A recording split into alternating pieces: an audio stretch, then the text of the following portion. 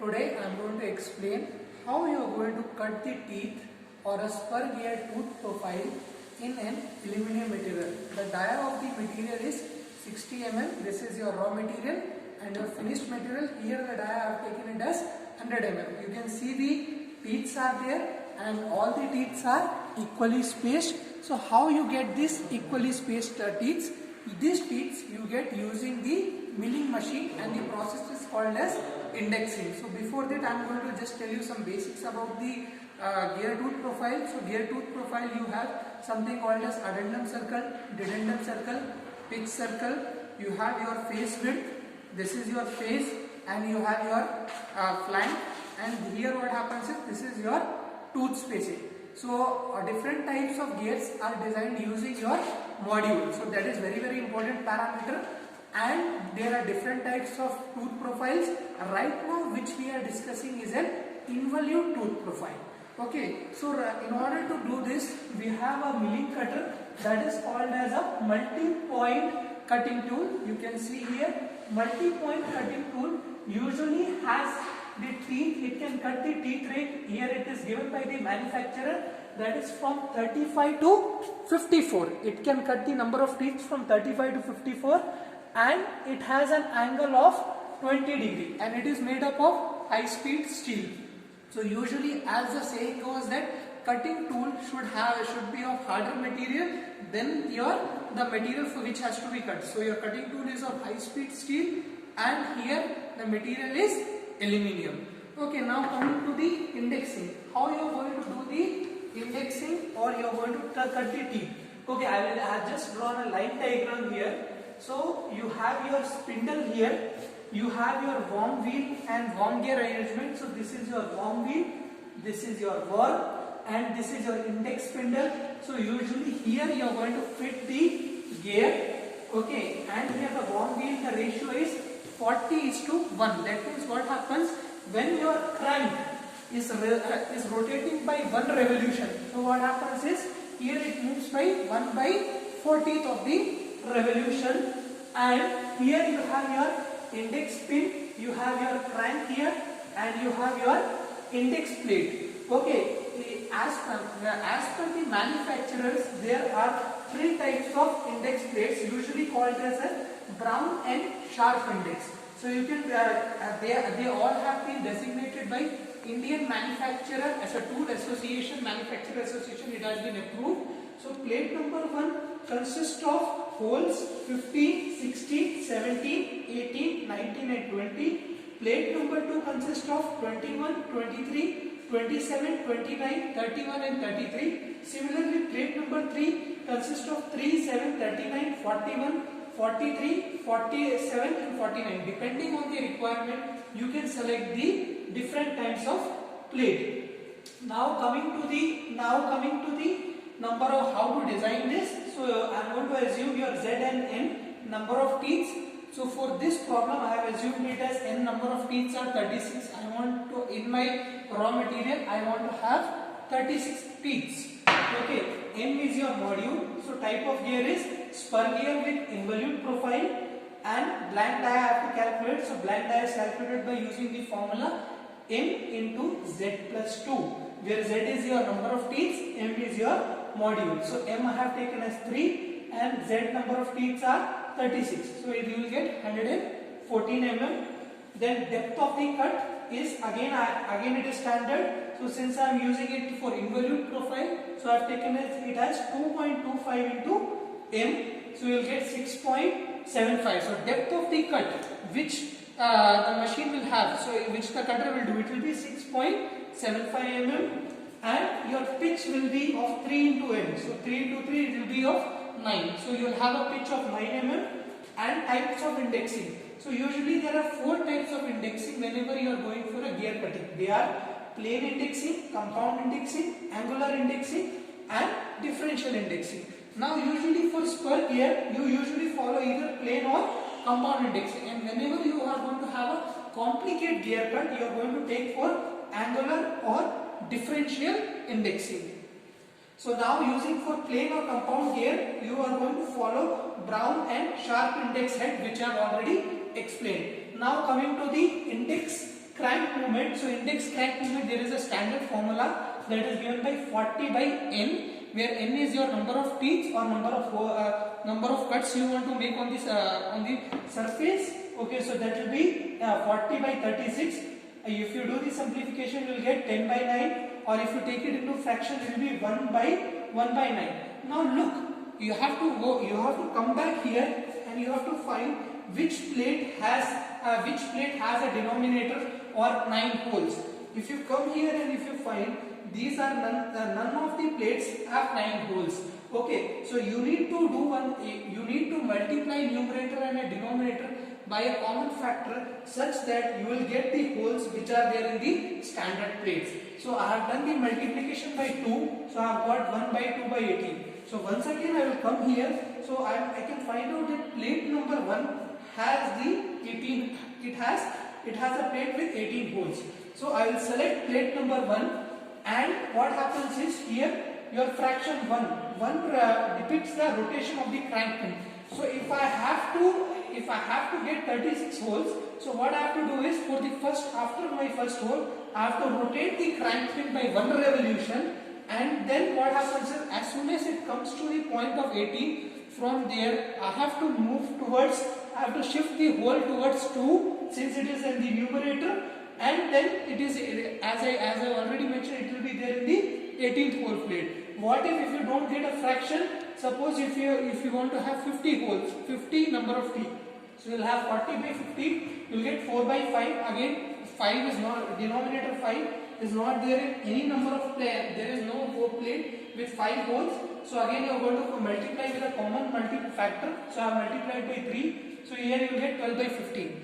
In this case what happens is, you can see that 15 is there in plate number 1, so again you are going to select the plate number 1, and then what happens is, as soon as you move the crank from 15, as soon as your first teeth is cut, you are going to move the crank pin to the 12th hole, and using a sector arm, and you are going to lock the pin, and you are going to cut the second teeth. Once the second teeth is cut, again you are going to move the index pin to the 12th hole, and then you are going to do the third teeth cutting. As and when you revolve the pins, as and when you revolve the crank by 12th hole, up to what time you have to do? Till your 50th teeth are cut. So once you use the indexing, you will get equal spacing tooths which are required for the spur gear. Now I will be taking you to the milling machine. Yeah. So as you can see here, this is our knee and column milling machine. This is our base. It is made up of grey cast iron, and this is our elevating screw. Yeah, this is our knee, and this is our knee elevating handle. This is our knee elevating handle. This is our cross feed handle. This is our saddle. This is our table. Then this is our arbor support. This is our arbor. This is our milling cutter. Then this is our bracket. This is our column, and you have your cone pulley here. And after having the cone pulley, you can see here there is a motor. Okay, and you have your two types of belt drives are there. So you have your belt drives and chain drive. Using this, the motion get transferred, and here you have your telescopic shaft movement. So telescopic shaft movement, it is used to move the table front and back. An elevating screw, it will help the table to move from top and down. Okay, and you have your table feet wise. Now coming to here, this is your index mechanism. So here you have this is your index plate. Here this is your index plate. This is your index pin, and this is your sector plate. And here your gear teeth is there. Your workpiece is fit, in which what happens, you are going to divide the number of teeth for equal spacing. Now I will request Mr. Narayan sir to run the machine and show.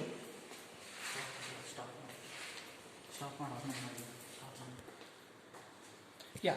Now as we have I have shown you there our calculation for number of teeth when n is equal to 36.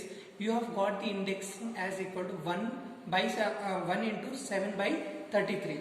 Now here, as you can see here in this plate, you can see here this is our 33. So here in this plate it is having 33 holes. Okay, so now I have moved the crank pin here and this is my sector R.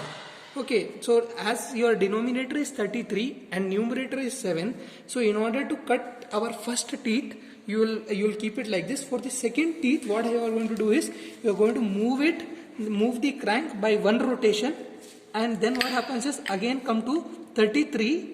Okay, after that what happens is you have to, since your numerator is 7, you have to count 7. So 1, 2, 3, 4, 5, 6 and 7. This is my 7. So sector arm I am going to lock it here and then move our crank pin here and I am going to lock it here. Okay, now then what happens is I will start the machine and what will happen is second tooth will cut. Now for third thing what happens is again what I will do is I will do the rotations one more, come here and from here again I will move to the 7th point, and after coming to 7th point I am going to lock the crank pin and close the sector point. Okay, as soon as I will do it, so how many times I have to do it? Till I get, if my number of teeth are 36, so I have to do it 36 times. Okay, now I will show the demo.